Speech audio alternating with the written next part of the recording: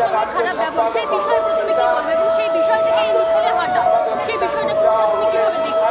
আচ্ছা, প্রথমত এই জিনিসটা ক্লিয়ার করে দেওয়া উচিত। এই মিছিলে হাঁটার কারণ কিন্তু অভয়া তিলোত্তমা, সেই বিষয়টা নিয়ে কিন্তু মিছিলে হাঁটা নয়। এই অভয়া বা তিলোত্তমার বিচার চেয়ে মেট্রো স্টেশনে স্লোগান উঠেছিল বলে ওই ঘটনাটা ঘটানো হয়েছে। প্রথমত, যেই তিনজন ট্রান্স উমেনের সাথে এই ঘটনাটা ঘটানো হয়েছিল, বলা হয়েছিল তারা V1 জাস্টিসের স্লোগান তুলছিল, তার মানে বুঝতে পাচ্ছেন যে প্রতিবাদের আওয়াজ কিভাবে দমিয়ে দেওয়া হয়, এবং প্রতিবাদের আওয়াজ দমিয়ে দিতেও ধর্ষণের বিরুদ্ধে আওয়াজ দমিয়ে দেওয়ার জন্য ধর্ষণ বা শ্লীলতাহানি করা হয়। আর সবথেকে বড় কথা যেটা বলার ব্যাপার হচ্ছে, সেটা হচ্ছে যে আমরা এখানে একজন লিঙ্গগত মহিলার নির্যাতনের বিচার চাইছি, সকল মানুষের বিচার চাইছি, কিন্তু অবাক করে দেখতে হবে আমাদের যে ট্রান্স মানুষ, পুরুষ মানুষ বা প্রাণী, এদের সাথে ধর্ষণ বা শ্লীলতাহানি হলে কিন্তু কোনো আইন নেই, সঠিক আইন নেই, সঠিকের জায়গায় নেই। যেখানে একজন সিসজেন্ডার উম্যানের সাথে ধর্ষণ বা নির্যাতন হলে যাবজ্জীবন কারাদণ্ড থেকে ফাঁসি অবধি হতে পারে, সেখানে আপনারা দেখবেন যে কোনো ট্রান্স উম্যান বা ট্রান্স ম্যান বা কোনো পুরুষের সাথে, পুরুষের কথা বাদ দিলাম, পুরুষদের নাকি ধর্ষণই হয় না, পুরুষদের সাথে নাকি শ্লীলতাহানি হয় না, সেটার জন্য পুরুষরাও দায়ী, কারণ তারা ভেবে রেখেছে যে যদি তারা যায় তাহলে তাদেরকে কাপুরুষ প্রমাণ করা হবে। কাপুরুষ তারা নয়, কাপুরুষ ধর্ষকরা, কাপুরুষত্ব ওইভাবে হয় না। আর সব থেকে বড় কথা হচ্ছে আমাদের এই আইনটা পাল্টাতে হবে। তারপরে হচ্ছে প্রাণীদের সাথে এই আর্টিকেল 377 উঠে যাওয়ার পরে প্রচুর মানুষ নাচানাচি করেছিল, কিন্তু আমাদের জানতে হবে উঠে গিয়ে কী কী ক্ষতি হয়েছে।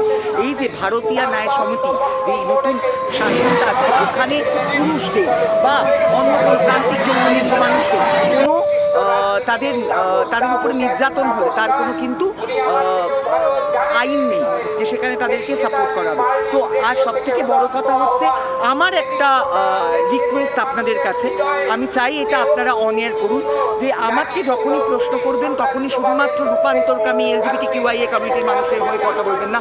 আমি একজন সাধারণ নাগরিক, আমি একজন নিজেকে নারী বলে মনে করি। রূপান্তরকামী পরিচয়টা আপনাদের জন্য চিহ্নিত করার জন্য আমি কিন্তু নিজেকে একজন নারী মনে করি। ধন্যবাদ। দিদি, একটা প্রশ্ন করছি আমি। হ্যাঁ, আমি তোমাকে বহুদিন ধরে চিনি। একটা সময় পার্ক স্ট্রিটে অভিষেকের সাথে একটা ঘটনা ঘটেছে। হ্যাঁ। তো আমার প্রশ্নটা হচ্ছে, তুমি এটা বলো, পুলিশ কি শুধুমাত্র প্রশাসনিক চাপেই এটা করে, নাকি বেসিক্যালি একটা ধর্ষক কাম সোসাইটি এসে তৈরি হয়? পুলিশ যেটা আমার সাথে করেছিল যখন আমি অভিষেক ছিলাম, সেটা কিন্তু শুধুমাত্র ঘুষ নেওয়ার জন্য করেছিল। সেদিনকে মহালয়া ছিল, আমি একা একটা রাস্তা দিয়ে, এই রাস্তা দিয়েই হাঁটছিলাম, সেখানে কোথাও রেস্ট্রিক্টেড, মানে ওয়াকিং ইজ রেস্ট্রিক্টেডের বোর্ড ছিল না, পাসার্স আর প্রহিবিটেড এটা লেখা ছিল না। সেখানে দাঁড়িয়ে ময়দান থানার পুলিশ আমাকে মারধর করেছিল, আমি একা ছিলাম ওইখানে। আমি যেহেতু আমার রাইট নিয়ে, আমার অধিকার নিয়ে, আমার মানবাধিকার নিয়ে, আমার সাংবিধানিক অধিকার নিয়ে আমি সোচ্চার ছিলাম, আমি গেছিলাম, আমি সাউথ ডিসি অবধি পৌঁছেছিলাম। ময়দান থানার পুলিশ আমার কাছে ক্ষমা চেয়েছিল, কিন্তু সবাই তো জানে না এই যে আজকে রবীন্দ্র সদনে যে মহিলাগুলোর সাথে, ট্রান্স মহিলাগুলোর সাথে এই ঘটনাটা ঘটলো, তারপর কি করলো মেট্রো রেলওয়ে পুলিশ, আবার সেটা তাদের অ্যাগেনস্টে কাউন্টার এফআইআর করলো। ওরা এখনও চিৎকার করে বলে যে ঘটনাটা মিথ্যে। যদি ঘটনাটা মিথ্যেই হয় তাহলেও তারা অ্যাপোলজি লেটার লিখেছিল কেন?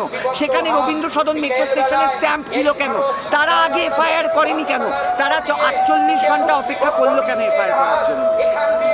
আর আরেকটা জিনিস হচ্ছে, এই যে অনেক একটা প্রোপাগ্যান্ডা ছড়াচ্ছে যে চুড়ি পরে বসে থাকো।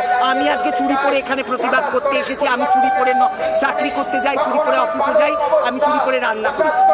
চুড়ি একটা অলংকার, দুর্বলতার প্রতীক নয়। দিদি, একটা জিনিস বলছি, যে রাজ্যের নারীরা যদি কোনো কিছু জেনে যায় আর প্রতিবাদ করলে নয় তাদের মেরে দেওয়া হয়, নয় ধর্ষণ করা, এটা কি একটা পশ্চিমবঙ্গের ট্রেন্ড হয়ে গেছে?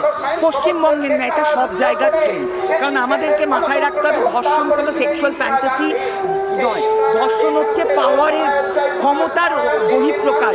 তোমাকে দেখাবে একটা সিসেট পেট্রিয়ার্কাল কমিউনিটি, তান্ত্রিক সমাজ তোমাকে দেখাতে চায় যে নারী এবং প্রান্তিক যৌনলিঙ্গর মানুষেরা তোমরা আমাদের নিচে। না হলে তুমি ভাবো না, যদি সত্যিই সেক্সুয়াল ফ্যান্টাসি হতো, আমরা যে ঘটনাটার কথা শুনছি বা যা যা শুনেছি, তাহলে একটা নারীকে অত মারধর করার পর, তার এত রক্ত বেরোনোর পর কোনো মানুষের কাম জাগে? সে যদি বিকৃত না হয়, তার কি কাম জাগতে পারে? ধর্ষণ করা যায়, তাই ধর্ষণ কোনো সেক্সুয়াল ফ্যান্টাসি নয়, এটা পাওয়ারের অপচয়, ক্ষমতার অপচয়।